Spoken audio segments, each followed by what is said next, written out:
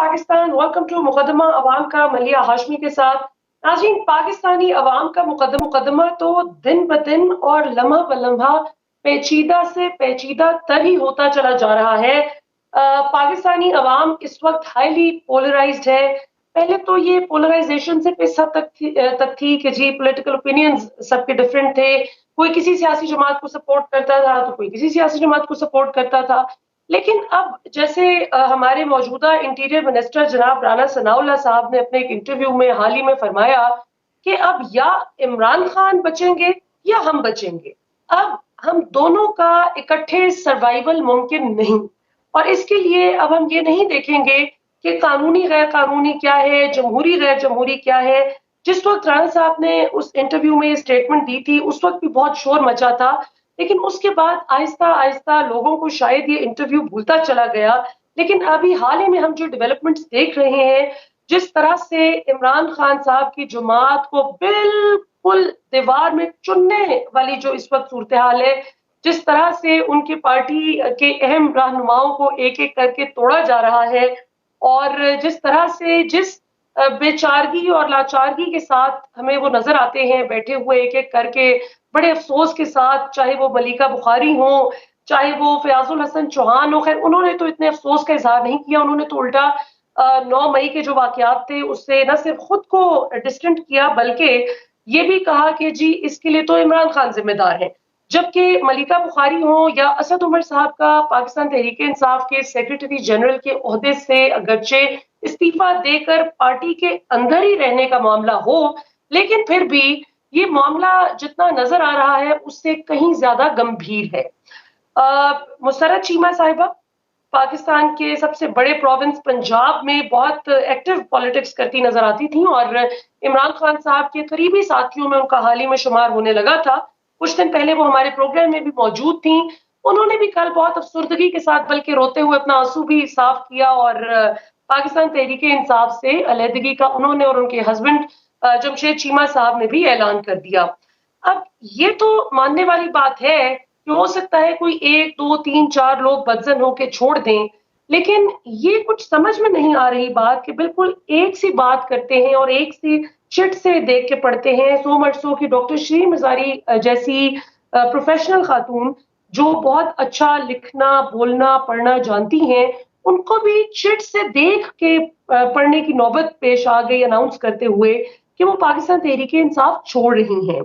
इससे ये भी एक बहुत बड़ी चीज सामने आई कि इमरान खान साहब की टीम में कितनी स्ट्रक्चरल कमजोरियां थीं कि जिन लोगों को इमरान खान अपना बहुत करीबी समझते थे, फवाद चौधरी साहब जो कि सीनियर वाइस प्रेसिडेंट थे पाकिस्तान तहरीक इंसाफ के, उन्होंने भी 2 दिन कबल पीटीआई से राहें जुदा कर ली, और उन्होंने कोई प्रेस कॉन्फ्रेंस नहीं की, बल्कि बस एक ट्वीट करके ही कहा कि मैं एक ब्रेक ले रहा हूं और इमरान खान से मेरी राहें अब से जुदा हो रही हैं।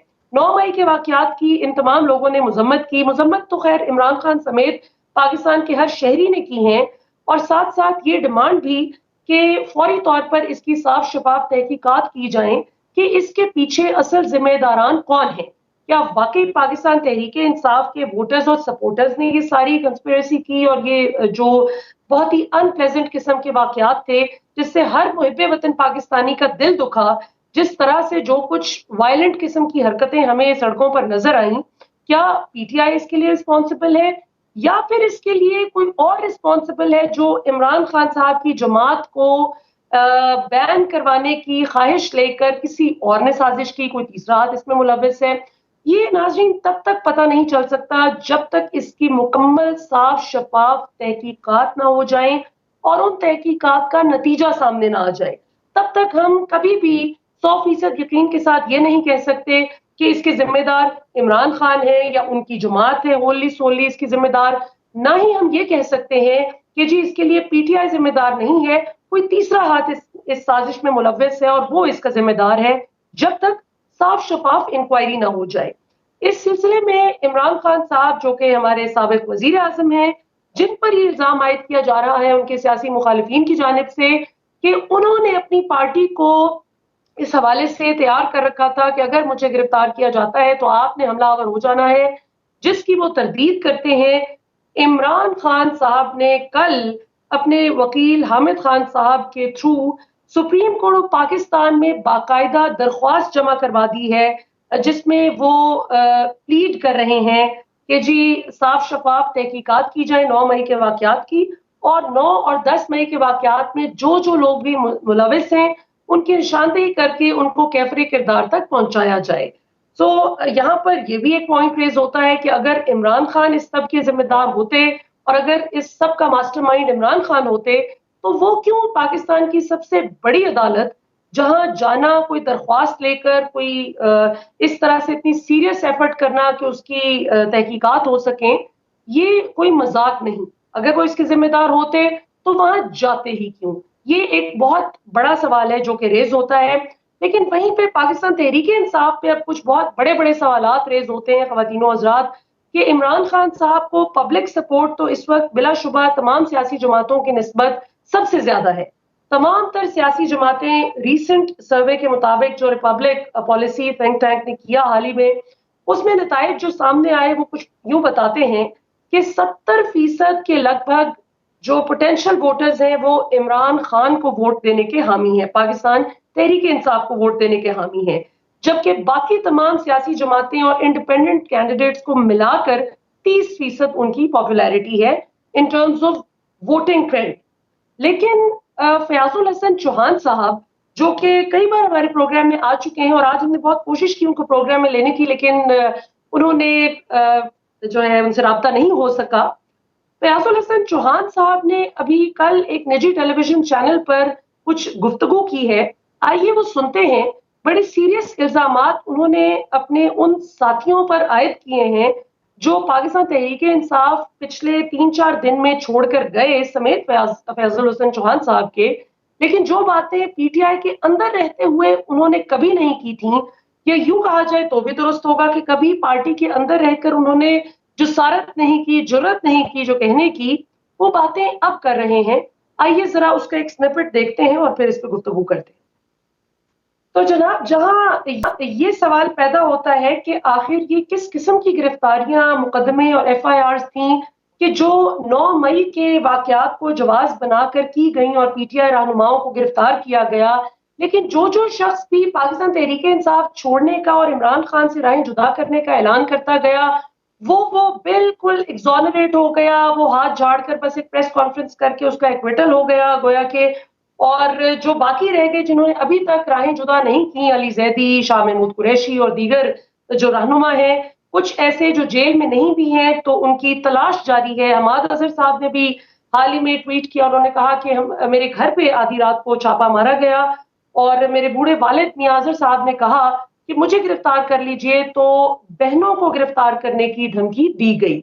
अब यहाँ पर ये बात भी बड़ी गौरतलब है, जो फयाजुल हसन चौहान साहब इल्जामात आयद कर रहे हैं, अभी हम अपने मौजूद मेहमानों से पूछेंगे और हमने स्पेसिफिकली 2 माहिरीन कानून को, पाकिस्तान के बड़े मुमताज माहिरीन कानून को आज के प्रोग्राम में इन्वाइट किया है, उनसे इन तमाम बातों पर राय लेंगे नाजरीन। कि एक बहुत ही गौरतलब नुक्ता ये भी है कि क्या ऐसा तो नहीं कि जिस तरह जाली अद्वियात के बिजनेस की बात की, अभी एक इल्जाम आयद किया फयाजुल हसन चौहान साहब ने जमशेद चीमा और उनकी अहलिया पर कि वो जाली अद्वियात का बिजनेस करते थे। फर्ज कीजिए 2 लम्हे के लिए इसको मान लिया जाए कि यही बात थी और वो शायद अपना बिजनेस ठप होता नहीं देख सकते थे, लिहाजा पीटीआई से उन्होंने राहें जुदा कर ली कि हमारा बिजनेस ना मुतासिर हो। तो इससे तो फिर ये भी मतलब लिया जा सकता है कि हर किसी को शायद सिर्फ इसलिए प्रेशराइज नहीं किया गया कि आप इमरान खान को छोड़ दें, वरना आपको ये नुकसान दिया जाएगा। तो इसका तो ये भी मतलब है कि हो सकता है कि हर छोड़ने वाले शख्स पर जो दबाव बताया जा रहा है वो इतना दबाव ना हो, बल्कि शायद अपने मफादात का तहफ़्फ़ुज़ भी कुछ केसेस में किया जा रहा हो। सो इस पे प्रोब करने की जरूरत है। हम चलते हैं जी अपने आज के मौजूद मेहमानों की जानिब। हमें ज्वाइन कर रहे हैं पाकिस्तान के माया नाज वकील, माहिर कानून जनाब एडवोकेट अजहर सिद्दीक साहब और शुएब शाहीन साहब, इस्लामाबाद हाई कोर्ट बार के साबिक सदर और पाकिस्तान के मुमताज माहिर कानून। शुएब शाहीन साहब, आपसे गुफ्तगू का आगाज करते हैं। आपने काफी आज मेरा अनयूजुअली जरा लंबा चौड़ा इंट्रो था, क्योंकि बहुत कुछ था जो अवाम के लिए फूड फॉर थॉट अवाम को देना जरूरी था, कुछ सवाल छोड़ने जरूरी थे। तो एक-एक करके अब सवालात आपके सामने रखते हैं। सबसे पहले तो ये बताइए कि इस सारी डेवलपमेंट को कैसे देखते हैं? क्या वाक़ई ये सब दबाव में आकर छोड़ रहे हैं या फिर इनको लगता है कि पीटीआई अब वायलेंट हो गई है, जो उनके मुखालिफिन इल्ज़ाम लगाते हैं और अब इनके साथ मज़ीद नहीं चला जा सकता?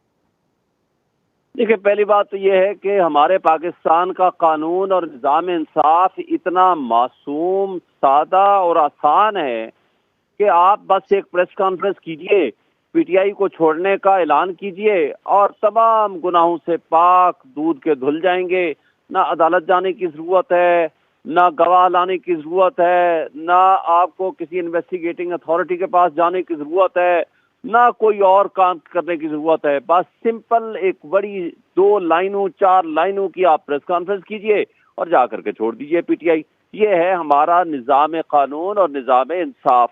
और किसी ने ठीक कहा है कि भाई कानून में से सिर्फ काफ निकल गया है, नून बाकी रह गई है। तो अगर ये हमारा निज़ाम इंसाफ और निज़ाम कानून है तो फिर अल्लाह ही हाफ़िज़ है। और दूसरी बात देखें, बात ये होती है कि जो भी हालात हों, क्वेश्चन यहाँ ये आएगा कि बुनियादी इंसानी हुकूक के किसी के हैं या नहीं है।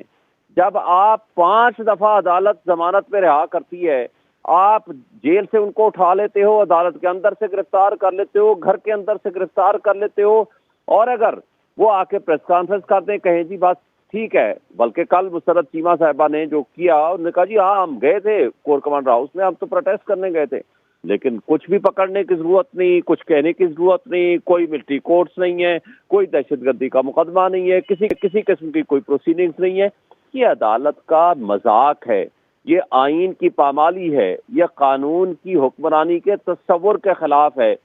इन हरकतों से कि जब हम पब्लिक में एक तासुर देते हैं कि हमारे रियासती इदारे बांदी बन के हुकूमत के सामने खड़े हो गए हैं और उनके सामने कोई आइन, कानून और उसकी बुनियादी हुकूक और उसकी कोई अहमियत नहीं है, तो फिर इस तरह का निज़ाम सामने आता है। बिल्कुल सही। अच्छा नाज़रीन, यहाँ पर वक्त हुआ एक शॉर्ट कमर्शियल ब्रेक का। ब्रेक से वापस आते हैं तो एडवोकेट अजहर सिद्दीक साहब की जानिब चलते हैं और उनसे पूछते हैं कि ये जो भी सब कुछ हो रहा है, इसको वो कानूनी लेंस से कैसे देखते हैं और कुछ बहुत ही अहम पॉइंट्स हैं जिन पे रिफ्लेक्ट करेंगे आफ्टर द ब्रेक।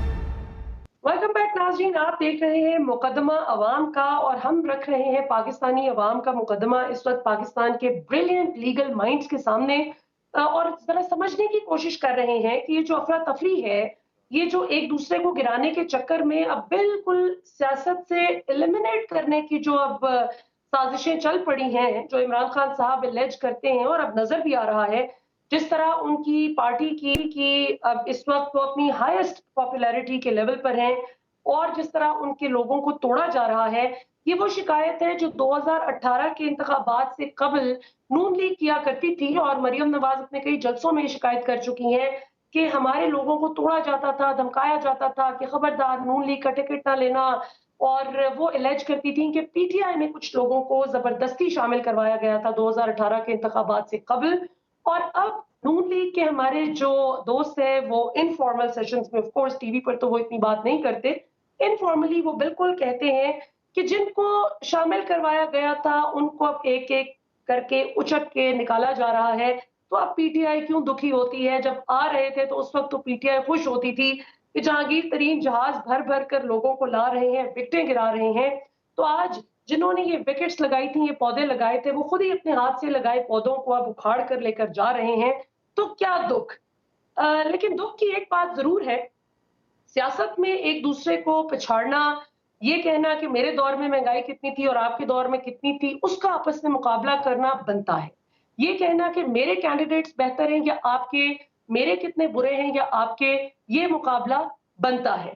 मैंने कितने फलाई प्रोजेक्ट्स पे काम किया और आपने कितने फलाई प्रोजेक्ट्स पे काम किया, मुकाबला बनता है।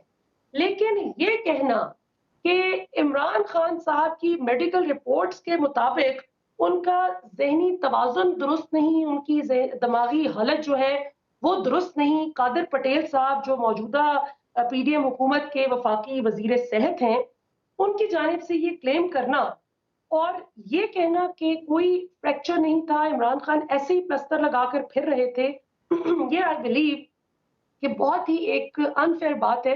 अभी प्रोड्यूसर साहब जरा स्क्रीन पर दिखाइए कि इमरान खान साहब जिस वक्त उनको ये गोलियां लगी थी वजीराबाद में, उन पर जो असैसिनेशन अटेम्प्ट हुई थी, कातिलाना हमला हुआ था, जिसमें वो मौजज़ाती तौर पर तरफ से जिंदगी लिखी थी, अल्लाह ने बचा लिया। तो उस वक्त जब उनकी एक दफा उनकी पट्टी की जा रही थी, तो उस दौरान ये एक वीडियो बना ली गई जिसमें आप देख सकते हैं इस वीडियो में कि उनकी टांग पर कितने गहरे जख्म थे और वो कितनी तकलीफ का शिकार थे। और इस अजियत के साथ उन्होंने इतने महीनों से ये जिंदगी गुजारी। उनके सियासी चॉइसेस पे सवाल करना, क्रिटिसाइज करना हर पाकिस्तानी सिटीजन का हक है। किसी भी सियासतदान को आप तनकीद का निशाना बना सकते हैं, उनकी पॉलिसीज पे, उनकी चॉइसेस पे। सिमिलरली इदारों में बैठे हुए लोगों की भी पॉलिसीज पर आप इख्तिलाफ कर सकते हैं, लेकिन ये पिन पॉइंट करके कि एक बंदे की जो name calling, this is wrong. तो अब आइए जरा अजहर सिद्दीक साहब से पूछते हैं। अजहर साहब, आपने ये सारी गुफ्तगू सुनी, आप इस सारी डेवलपमेंट को किस तरह से देखते हैं? मलिहा, बात तो सच है, बात है रुसवाई की। 13 सियासी जमातों ने अपने मुंह पे कालक मान ली है। ये कहने को जमहूरियत है लेकिन फाशिज्म है इस मुल्क के अंदर। मैं चूंकि ह्यूमन राइट एक्टिविस्ट भी हूँ और पब्लिक इंटरेस्ट मेरा एक पैशन है। इतनी शिकायत आई हैं लोगों के साथ जुल्म की, तशद्दुद की। आपने खुद देखा, मैंने डिटेंशन ऑर्डर की वायरीज भी चैलेंज कर दी है जिसपे लाहौर हाई कोर्ट ने कॉग्निजेंस भी ले लिया है, नोटिस जारी कर दिए हैं अटॉर्नी जनरल को, एडवोकेट जनरल को कि मेंटेनेंस ऑफ पब्लिक ऑर्डर ये जो है बुनियादी हकूक की खिलाफ वर्जी है। आप क्या करते हैं? गिरफ्तार करते हैं, घर जाके तोड़ फोड़ करते हैं, लाखों करोड़ों का नुकसान करते हैं, फिर उसे पकड़ के आप जेल में डाल देते हैं। वो कोई मुजरिम तो नहीं है या मुलजम नहीं है, उससे तो प्रिवेंटिव डिटेंशन करनी है आपने। इसका मतलब ये नहीं है कि आप उसको इस तरह मेल ट्रीट करें। आप फिर यही नहीं है, एक डिटेंशन ऑर्डर आया पिंडी से, अगर इस्लामाबाद से आया तो खत्म हुआ तो पिंडी में चले गए। इनका कोई भी डिटेंशन ऑर्डर जो है ना वो होल्ड नहीं कर सका फील्ड। 5,000 रुपया फी जुर्माना जो है रोजाना का वो कॉस्ट डालेगी और बाकी भी सारे तकरीबन इनके सेट असाइड हो गए। तो एक तो ये चीज, फिर साथ FIR में रख लिया। अब FIR 9 मई का वाकई की जितनी पुरजोर मजम्मत की जाए वो कम है, छोड़ना नहीं चाहिए। दहशतगर्द हैं ये लोग बिल्कुल। मगर उसकी आड़ के अंदर आप सहाफियों के साथ इमरान रियाज को उठाया गया, फिर समी इब्राहिम को, आपके यहाँ अनम को, और आपके हवाले से भी मुझे पता है कि बहुत सी धमकियां आप तक भी पहुंची हैं कि आप बैठ कर इस तरह के प्रोग्राम मत करें। लेकिन ये रुक नहीं सकता काम। अब तो इनके ये देखे ना, तारीख दोहरा रही है, तारीख लिखती जा रही है सारा कुछ। ये जो कुछ मर्जी कर ले, चलो मान ले जितना कुछ करना था कर लिया, डरे क्यों है? आज इलेक्शन कराए ना, जो 14 मई को इलेक्शन कराने थे, पोल डेट दें और इलेक्शन हो। खत्म हो गया ना इमरान को या उनकी सियासी जमात को। और देखिए वही दो सियासत से दूर गए हैं इमरान से, जो गलत मशवरे देते या समझते थे खड़े नहीं हो सकते। अब फर्क मैं बता दूं आपको, ये कहता है हमने जेलें काटी हैं। भाई जेलें काटना और है, रिमांड भुगतना और है। और रिमांड जब आप भुगतना और वो तशद्दुद, जुल्म, धमकियां, तो एक शरीफ आदमी कितना बर्दाश्त कर सकेगा? आप इन लोगों ने क्या जेलें काटी हैं? आराम से बैठे मौजे करते रहे हैं। वे अपना AC रूम दिए हुए थे, इमरान खान साहब ने रेस्ट रूम इन लोगों को दिए हुए थे, और हम उस वक्त कहते थे कि बिल्कुल गलत तरीका कार है। तो ये जो बैठ के इनको कंपेयर हो ही नहीं सकता। ये तो जबर से भी बड़ी कोई चीज है। अब बाकी बातें आ जाए टीवी पे देखे ना। अब जरा आगे चलते हैं। आपने देखा कि जुडिशल कमीशन वाला मामला इन्होंने अब जब देखा कि एक ही उम्मीद रह गई है किरण की, वो है जुडिशरी। तो जुडिशरी को टेक ऑन कर लिया इन्होंने। 3 के जो है ना जी पार्लियामेंटेरियन, जो 5 जजेस के बारे में बात करते थे तो नाअहल हो गए। उसके बाद अब आके पार्लियामेंट में आर्टिकल 68 की खिलाफ वर्जी करते, क्या क्या बातें अल्फाज, क्या तौहीन कमेटी की। फिर वही नहीं है, फिर बाहर आ गए, पार्लियामेंट के बाहर आगे 144 लगी हुई थी वहां पर।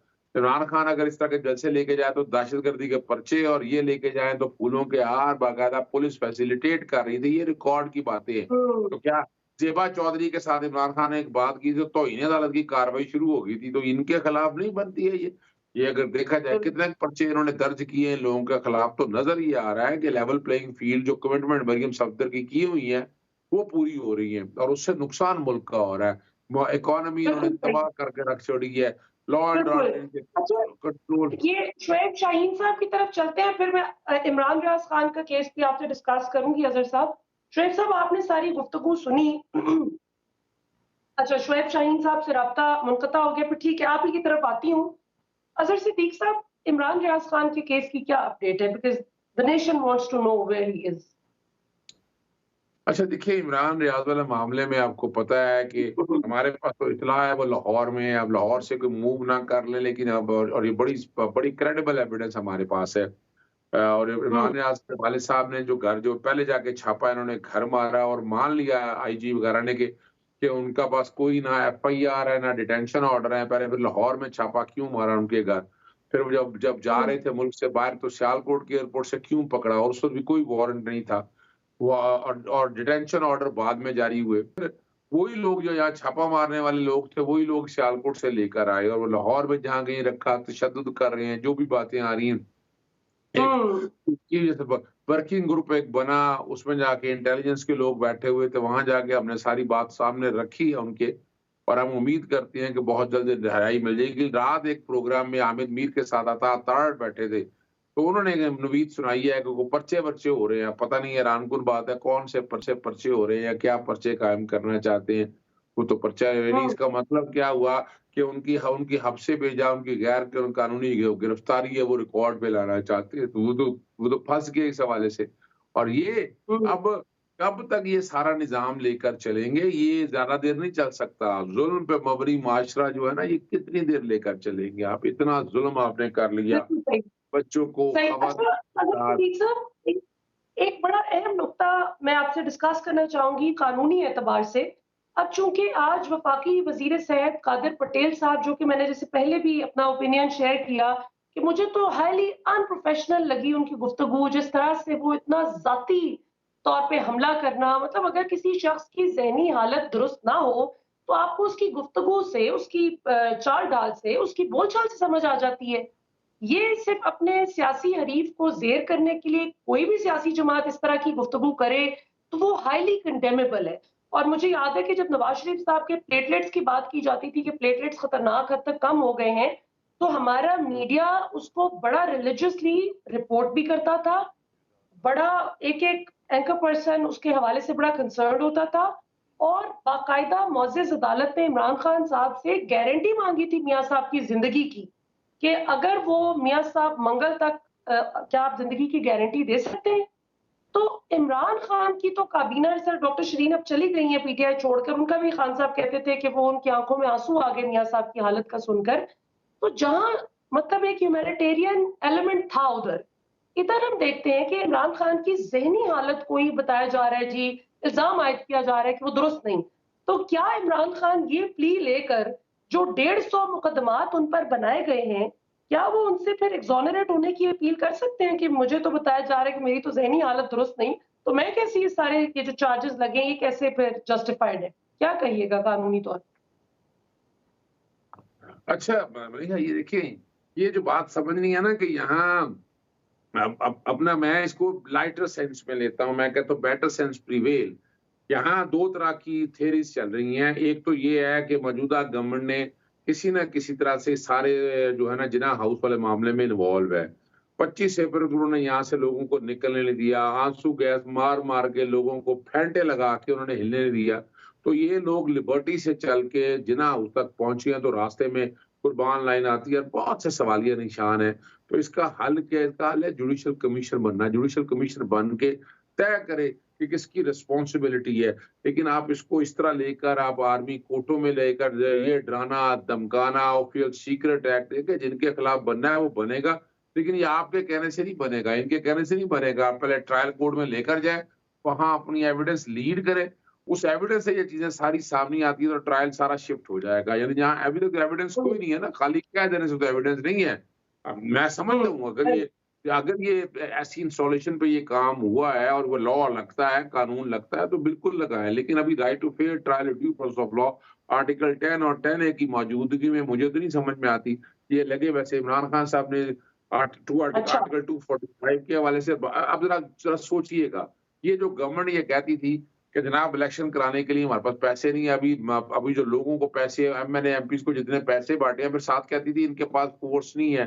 तो अभी 245 के तहत पाकिस्तानी फौज क्या कर रही है यहाँ पर, नजर आना चाहिए ना। यहाँ पुलिस क्या कर रही है। ये सारा कुछ जो हो रहा है ये नेगेट कर रहा है कि ये जुल्म किया है इन लोगों ने, और ये अब अदालतें कब तक बर्दाश्त कर सकती हैं, ये मामला है।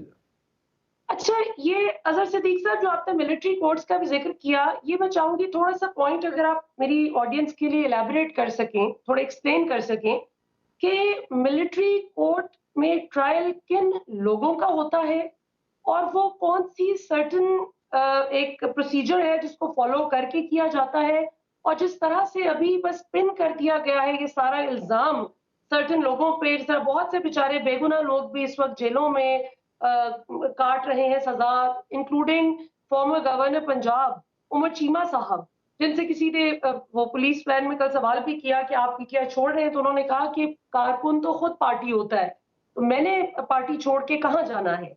ये फरमाइएगा कि किस किस पर ये लग सकता है और इसके लिए कौन सा चार्ज प्रूव होना और कैसे प्रूव होना जरूरी है। अच्छा, ये देखिए, ये बड़ा अहम सवाल है। आपका जो आईन पाकिस्तान 1973 है ना, उसके सर्टन चंद बुनियादी हकूक है और वो बड़े अहम है। राइट टू जी। फेयर ट्रायल की बात कर, राइट टू लाइफ है, क्वालिटी ऑफ लाइफ है, और अरेस्ट एंड डिटेंशन ऐसे नहीं हो सकती है। अब ये सारे मामले का एक ही हाल है ना कि अगर इसका कोई जुडिशियल कमीशन बन जाए, वहां सारी चीजें आ जाए, ताकि आइंदा से ऐसा सानिया ना हो सके, ताकि आइंदा से ऐसे हालात ना बन सके जो ये इस वक्त हम जो हालात देख रहे हैं ना, गुनागू की जो पोजीशन सारी हम देख रहे हैं। और दूसरी देखिएगा, वो एक सवाल बड़ा अहम उठाया ना आपने, जो प्रेस कॉन्फ्रेंस बचता है उसके सारे दाग धुल जाते हैं, और वो उसके वो ऐसा जैसे लॉन्ड्री से होके निकल आया है। बातें बड़ी बता रहे हैं कि जनाब जेलें, कोई जेलों का इशू नहीं है। ये तो अभी सिर्फ और सिर्फ आप लेकर गए हैं कहाँ, यानी ये जो लोग ये जो है ना, ये तो अभी है बेसिकली जो अपना फिजिकल कस्टडी में, यानी ये फिजिकल रिमांड में है। तो फिजिकल रिमांड में तो बुरा होता है। उन्होंने अगर जेलें जब काटनी होगी तो जेलें बंदा बर्दाश्त कर लेता है, लेकिन ये फिजिकल रिमांड के दौरान मेंटल टॉर्चर, दहशत, बच्चों का डराना, फाशिज्म जो इस वक्त यहाँ पर बैठ के पुलिस कर रही है। और हम देखें, हम लगे हुए हैं एजेंसियों के पीछे। ओ भाई, ये तुम्हारे सियासतदान हैं जिन्होंने तबाही की, और एग्जेक्टिव हैं जो ब्यूरोक्रेसी है जो तबाही कर रही है इस मुल्क के साथ, उनको हमने स्पेयर किया हुआ है। हमें लगा दिया वो ट्रक की बत्ती के पीछे के नाम नहीं, इस सारे काम के पीछे ये एजेंसियां। अभी एजेंसियों को एक तरफ रखे, एजेंसियों तो बाद की बात है, काम तो सामने जो कर रहा है उसको तो पकड़ो ना। सियासतदान को आप पकड़ते हैं ना एग्जेक्टिव को पकड़ते हैं। इनको जिस दिन आपने पकड़ लिया तो ये सारा निजाम सारा ठीक हो जाएगा। और इन लोगों के अच्छा अजहर साहब, आपको नहीं लगता जिस तरह आज मैं फरूख हबीब की प्रेस कॉन्फ्रेंस सुन रही थी, जो अब वेस्ट पंजाब के सदर बना दिए गए हैं पाकिस्तान तहरीक इंसाफ के, और वो उन लोगों में से हैं जो कि काबीना का हिस्सा भी रह चुके हैं और अब वो इस मुश्किल वक्त में इमरान खान के साथ खड़े हैं। उनकी आज की प्रेस टॉक में महंगाई पर बात की गई, बैड गवर्नेंस पे बात की गई, बुरी परफॉर्मेंस पे बात की गई पीडीएम गवर्नमेंट की, और जो ह्यूमन राइट वायलेशंस हो रही हैं उस पे बात की गई, लेकिन फौज पे या इदारों पे कोई तनकीद नहीं की गई। इमरान खान भी डायरेक्टली कभी भी फौज पे इदारों पे एज सच तनकीद नहीं करते, वो सिर्फ हमेशा वही कहते हैं कि मेरे पे जो असैसिनेशन अटेम्प्ट हुई उसका एक फ्री एंड फेयर इंक्वायरी हो। अब ये बताइए कि आपकी क्या असेसमेंट है, क्या वो लोग इमरान खान साहब की टीम से जा चुके हैं जो इमरान खान साहब को उस तरफ लगा रहे थे ज्यादा कि नहीं जी वो ही कर रहे हैं जो कर रहे हैं, सियासतदानों का इतना मसला नहीं है, जबकि ये पॉइंट आपका बहुत वैलिड है कि सियासतदान तो बड़े मजे से देख रहे हैं कि हम जो मर्जी करवाते रहे एग्जीक्यूटिव से, पीटीआई का सारा ध्यान तो उस तरफ लगा हुआ है। क्या कहिएगा? अच्छा देखिए, एक बात जो समझने वाली है ना, वो बड़ी जरूरी है जी। कि ना पाकिस्तान में पॉलिटिकल मैच्योरिटी उस तरह नहीं आ सकी है। इनके पास एक बेहतरीन मौका था, और वो ट्वीट मैंने आपके साथ भी मैंने शेयर किया हुआ, जो मैंने 27 मार्च 2022 को 6:42 पे किया था। इमरान खान छक्का मारने के लिए तैयार, अपोजिशन कैंपों में परेशानी, तहरीक अदम एतमाद असेंबली में पेश नहीं हुई है, असेंबली तहलील हो सकती है। ये अगर हो जाता तो ये मसला खत्म था, इलेक्शन आगे चलते थे। मैं आगे मैंने लिखा था, वरना तहरीक अदम एतमाद में सुकून में स्पीकर रूलिंग से मुस्तरद कर दे और असेंबली तहलील, जो मैंने 27 मार्च को कहा था, 3 अप्रैल को सही, हुआ। वही 3 अप्रैल को सही। जो असेंबली में तहलील हो चुकी थी, वो 7 अप्रैल को अगर सुप्रीम कोर्ट के सामने जब सेट असाइड करने की बातें करते रहे, ना करते ये सियासतदान आगे जा सकते थे, हुँ, इलेक्शन हो जाने थे। जब वो इलेक्शन हो जाते तो ये मुल्क आगे जाता। वरना तो आपको पता है, आपने इस वक़्त जो डॉलर की उड़ान देखी है, जो महँगाई देखी है, आपने जो पेट्रोल की कीमतें देखी हैं, जो लॉ एंड ऑर्डर की पोज़ीशन देखी है, इसके कसूरवार तो ये 13 बिल्कुल। सियासी जमातें हैं ना, ये 13 सियासी जमातों के ब्रेन जो है ना, जो बैठकर इस मुल्क के लिए कर सके, वो क्या करेंगे बाकी, इस मुल्क को आगे कैसे लेके चलेंगे। और फिर सबसे जो असल जो ज़िम्मेदार है ना बुराई की जड़, वो है इलेक्शन कमीशन। इलेक्शन कमीशन अगर इलेक्शन हुँ, मेरिट सही। लटकाते रहे हैं, ये सारे प्रोसेस को, इलेक्शन के प्रोसेस को सारे को लटकाया ना इन्होंने। अब आइन के जो सुप्रीम कोर्ट ने कहा था, ये इलेक्शन कमीशन आइन के आर्टिकल 220 के तहत कर सकता था और करना चाहिए था उसको, और नहीं किया उन्होंने। फिर क्या बात थी? फिर यहाँ तक था निगरान सेटअप, सारा निगरान सेटअप देख ले। कभी हो सकता है इस निगरान सेटअप ने यूनान के खिलाफ कितने पर्चे दिए, किस तरह इस्तेमाल किया। अब बैठ के ज़मान पार्क पे धावे बोले, और ये निगरान सेटअप का काम सिर्फ इलेक्शन कराना था। इलेक्शन तो उन्होंने फिर नहीं कराए। तो इन सब चीज़ों को क्युमुलेटिव हुँ, बैठकर देखे कि पीडीएम ने जो चाल चली, जो जो शतरंज के अपना चेस बोर्ड पे चीज़ें रखी, और उसके मुताबिक निगरान हुकूमत भी उन्हीं की हुँ, कि उसको इस्तेमाल करके ये रिज़ल्ट जो है ना, आज आप देख रहे हैं वो कयास रना की है। बिल्कुल सही। अच्छा अज़हर सिद्दीक़ साहब, एक बहुत ही अहम सवाल रह गया है, वो ब्रेक के बाद आखिर में बस मैं आपसे पूछूँगी कि इलेक्शन से अब कितनी देर तक फ़रार मुमकिन है? और क्या इमरान खान साहब की जमात को इस तरह से तोड़-फोड़ कर इमरान खान की जो सपोर्ट बेस है, उसको किस हद तक आपकी नज़र में डेंट पड़ सकता है? और इमरान खान साहब की नाअहली के किस हद तक चांसेज़ हैं?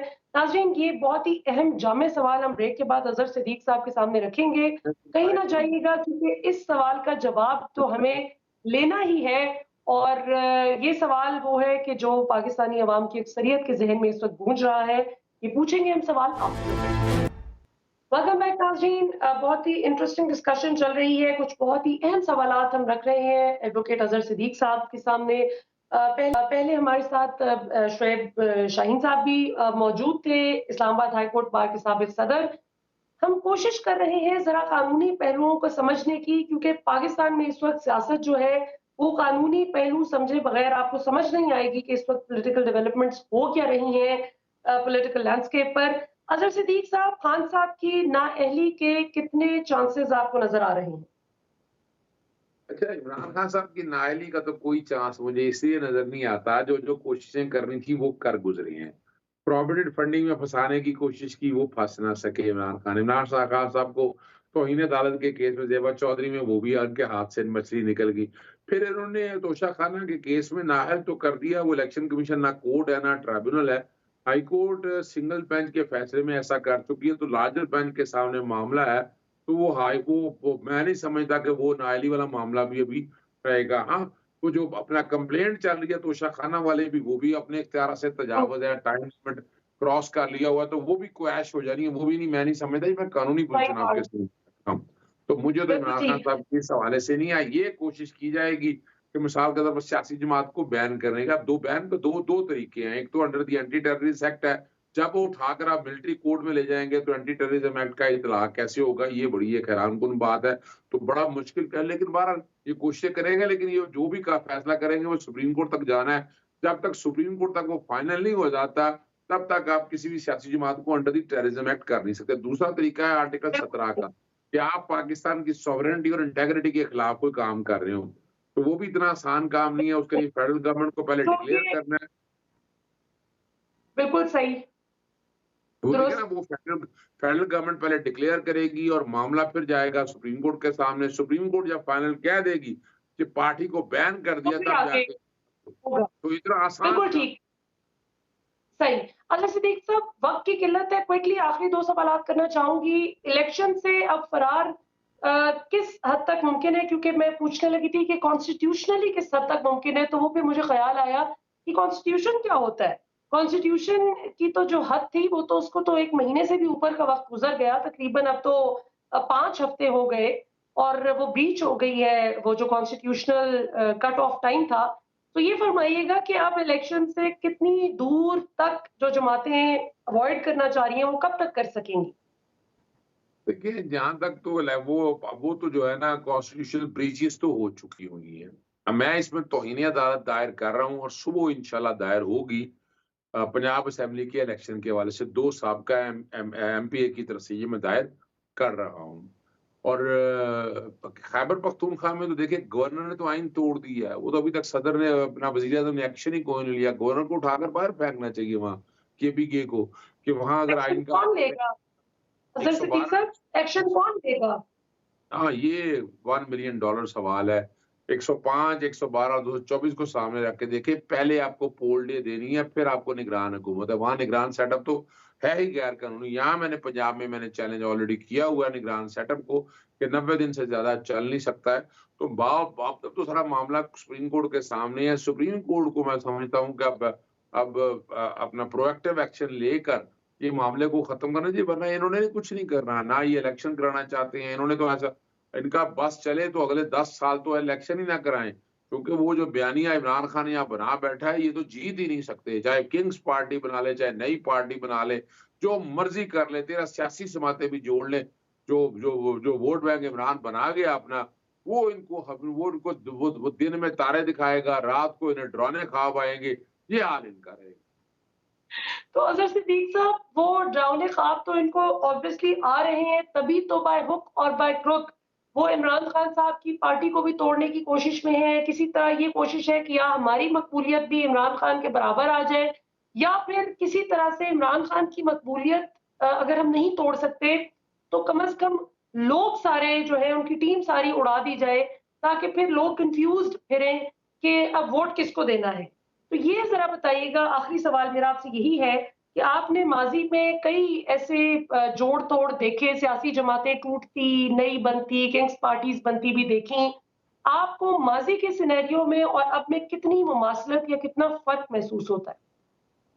अच्छा, देखिए मलिहा, जहां तक तो माजी में अगर उठाकर देखे ना, माजी में आपको पता है 2 ही सियासी जमातें यहाँ अगर देखा जाए वो बनाना। एक तो जुल्फकार अली भुट्टो का नजरिया था, वो जैसा भी था वो एक अलहदा बात है। नवाज शरीफ का ये एस्टेब्लिशमेंट ने उसको उठाया, उठाकर इसको उंगली पकड़कर लेकर चलती रही। बयानिया तो इसका भी कोई नहीं था। वोट को इज्जतों का जो बयानिया था वो तो नीस्तो नाबूद हो चुका हुँ, हुआ है। अब तो सिर्फ और सही। अब तो सिर्फ और सिर्फ इतना है कि अगर वाकई इनका कोई बयानिया चल रहा है, बिक रहा है, तो इन इलेक्शन को अपना मौलाना फजलुर रहमान एक मजहबी जमातों का वोट बैंक लेकर चल रहे थे, लेकिन लोगों को अब वो भी सामने नजर आ गया है कि वो भी कि आप फ्रॉड फ्रेम को जिस तरह साथ दे रहे हैं, धोखाधड़ी जिस तरह लोगों का आप ये लेके जाएंगे, तो वो भी मुश्किल मुझे नजर आता है। आज भी आप फ्री इलेक्शन कराएंगे तो इमरान खान साहब को पकड़ना मुश्किल ही नहीं, नामुमकिन है। क्या बात है! ये तो एक बड़ा मशहूर डायलॉग भी था, और ये पाकिस्तानी अवाम ने जिस तरह से इमरान खान साहब की सिक्योरिटी के लिए जिस तरह से लोग खड़े रहे उनके घर के बाहर, और लिटरली जिसे वाक़ई कहते हैं कि आखिरी दम तक अवाम ने कोशिश की, ये वाली जो पॉपुलैरिटी अज़हर सिद्दीक साहब, ये इस वक़्त नून लीग और पीपल्स पार्टी के पास नहीं है। नवाज़ शरीफ साहब के पाकिस्तान वापस आने से आपको लगता है कि उनका कारकुन भी इसी तरह एक्टिव हो जाएगा जिस तरह इमरान खान का कारकुन उनके साथ खड़ा है? अच्छा, देखिए, आपको पता है कि इस तरह जेलों में तशद्दुद करके ना, तो इमरान खान साहब के जो लोग तोड़ने हैं तोड़ लिए। आपको पता है नवाज शरीफ को तो ये हुआ कि वो बर्दाश्त ना कर सका, वो मुल्क छोड़ के चला गया। ये भी अजीब सी एक कहानी है कि वो लीडर अब ग्राउंड पे आने के काबिल नहीं है। अब लोग इतनी एक्सेप्टेबिलिटी है नहीं। वजह ये है कि लोग गालियां निकाल रहे हैं, वो ग्राउंड पर निकलने के लिए तैयार नहीं है। और क्या उस पे एतबार किया जा सकता है? पाकिस्तानी एस्टेब्लिशमेंट को उस पे एतबार होगा? ये वाला सवाल भी देखने वाला है। क्या पाकिस्तानी एस्टेब्लिशमेंट फिर कोई चाहती है अंधेरों में लेकर इस पाकिस्तान को लेके, और ऐसे चले हुए कारतूसों को अगर चलाना चाहेगी, तो मुझे नहीं नजर आ रहा कि इमरान खान के बयानिए के बाद इन्हें कोई इमरान से बेहतर लाना पड़ेगा या इमरान के करीब तरीन लाना पड़ेगा। और इस वक्त कोई ऐसा लीडर नहीं है जो इमरान खान के करीब भी आ जाए। बाकी जहां तक वो मसला है ना, वो कोर कमांडर का, ये सारी जिना उसका, वो बैठ के सजाएं दे, जो मर्जी करें उसको, पर उसको इस तरफ ना आप लेके आए कि वो जब कोर्टें डिक्लेयर कर देंगी तब की बात है, लेकिन पहले दिन से ये बयानियां बनाना नाजायज होगा। बिल्कुल सही। और फिर ये कि राना सनाउल्लाह बतौर इंटीरियर मिनिस्टर एक बड़ी पावरफुल स्टेटमेंट भी दे चुके हैं, जो कि ऑब्वियसली जब भी तफ्तीश हो, तहकीक हो इस मामले की, तो आई एम प्रीटी श्योर हमारे कानून पर अमल दरामद करवाने वाले और इंक्वायरी करने वाले इदारे इस बात को भी मलहूज़े बात पे रखेंगे जो राना साहब ने कही कि उस दिन सिक्योरिटी जानबूझकर विथड्रॉ की गई थी। अज़हर सिद्दीक साहब, हमें जॉइन करने के लिए बहुत-बहुत शुक्रिया। नाज़रीन, आपने आज का प्रोग्राम देखा। उम्मीद है आपको ये फ्रूटफुल डिस्कशन जो है इससे एक इनसाइट मिली होगी इस चीज़ पे कि पाकिस्तान की पॉलिटिक्स इस वक़्त किस डगर पर जा रही है। हमने कोशिश की कि तमाम अतराफ के ज़हन में जो सवाल उभरते हैं, उन तमाम सवालात को सामने रखा जाए। जहाँ लोग इमरान खान साहब की हमदर्दी में मुब्तला हैं, वहीं बहुत से लोग इमरान खान साहब की चॉइस पे सवाल कर रहे हैं कि कैसी टीम आपने बनाई जो ज़रा-सा उन पे प्रेशर आया और वो चले गए। ये अब एक अलग बात है कि बाकी जमातों के लोगों पर तशद्दुद उतना ही हुआ जितना इन लोगों पर हुआ, या फिर बाकी जमातों के लोग ज़्यादा तगड़े और दलेर थे कि वो अपनी लीडरशिप के साथ खड़े रहे और ये नहीं खड़े रह सके और ये चले गए इमरान खान को छोड़कर। ये तो बहरहाल वो सवालात हैं जो आने वाले कई हफ्तों तक ये जो है पूछे जाएँगे और इन्हीं की बुनियाद पर इनके जो जवाबात होंगे, उसी की बुनियाद पर ख़वातीनो हज़रात अगली इलेक्शन कैंपेन भी होगी। इसमें कोई शक नहीं कि इमरान खान एक अनप्रेसिडेंटेड सपोर्ट एन्जॉय कर रहे हैं इस वक़्त मैसेज में। लेकिन क्या इमरान खान साहब के अकेले इतना मकबूल होने से वो इलेक्शन बैक कर पाएँगे? जो 2 तिहाई अक्सरियत और क्लीन स्वीप करने की बातें आज से 4-5 दिन पहले तक जब की जाती थीं, तो कोई शक में नहीं पड़ता था। आज जब हम देखते हैं कि इनके बड़े-बड़े जो पार्टी के प्लेयर्स थे, वो एक-एक करके जा रहे हैं और आइंदा आने वाले दिनों में भी बताया जा रहा है कि कुछ और लोग भी छोड़ेंगे। ये जो किंग्स पार्टी का जो एक कॉन्सेप्ट है क्या उसी को दोबारा से एग्ज़ीक्यूट किया जाएगा और लोग उसको किस हद तक सपोर्ट करेंगे और इमरान खान साहब की सपोर्ट बेस किस हद तक इंटैक्ट रहेगी? ये वो सवालात हैं जो आने वाले दिनों में फॉर श्योर इनके जवाबात मिलेंगे। लेकिन असल सवाल तो ये है कि इलेक्शन की तरफ तो आइए भाई, इलेक्शन तो करवाएँ, पता तो चले कि कौन कितने पानी में खड़ा है। आज के लिए इतना ही, कल रात 8 बजे आपसे इंशाल्लाह फिर मुलाकात होगी। पाकिस्तान हमेशा ज़िंदाबाद।